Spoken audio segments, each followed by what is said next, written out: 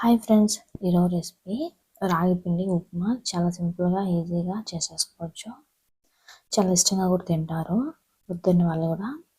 దానికి ప్యాన్ పెట్టి ఒక స్పూన్ నెయ్యి యాడ్ చేసుకొని ఒక కప్పు సన్నటి రవ్వ ఉప్మా రవ్వ యాడ్ చేసుకోవాలి.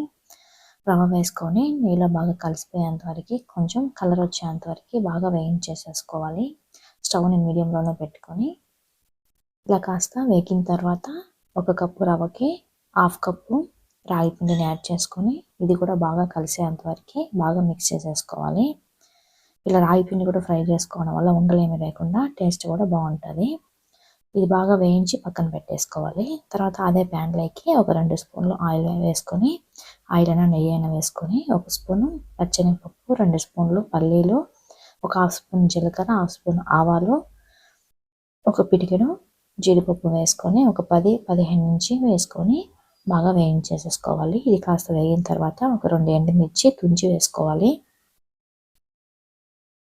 తర్వాత ఒక 2 లేదా 3 కారానికి తగ్గట్టు సన్నగా కట్ చేసుకున్న పచ్చిమిరకాయని, ఒక మీడియం సైజు ఉల్లిపాయని సన్నగా పొడవుగా కట్ చేసి వేసుకోవాలి. ఈ ఉల్లిపాయలు కాస్త మగ్గనివ్వాలి.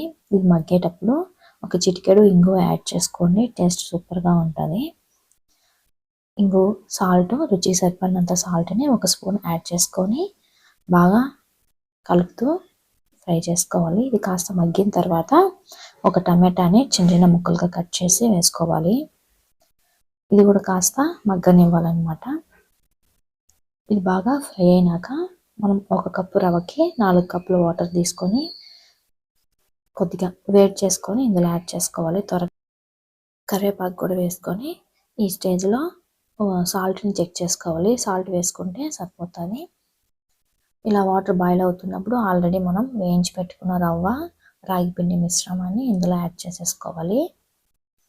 ఉండలేమి లేకుండా స్టవ్ని మీడియంలో పెట్టుకొని సిమ్లో మీడియంలో అడ్జస్ట్ చేసుకుంటూ ఉండలేమి లేకుండా కలుపుతూ కంటిన్యూస్గా కలుపుతూ ఉండాలి.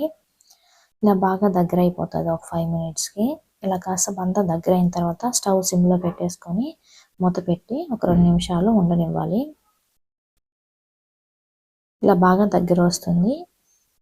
ఇంకాస్త తిక్కుగా కావాలంటే ఇంకొక 5 నిమిషాలు ఉంటే సరిపోతుంది. ఇలాగే ఉండాలంటే చల్లారిన తర్వాత సరిపోతుంది. కొద్దిగా చట్నీతో అయినా సర్వ్ చేసుకుంటే సూపర్గా ఉంటుంది. ఉప్మా తినని వాళ్ళు కూడా తింటారు. ఈ వీడియో నచ్చితే సబ్స్క్రైబ్ చేసుకోండి, లైక్ చేయండి, మీ friends and family members share చేయండి. Thank you for watching.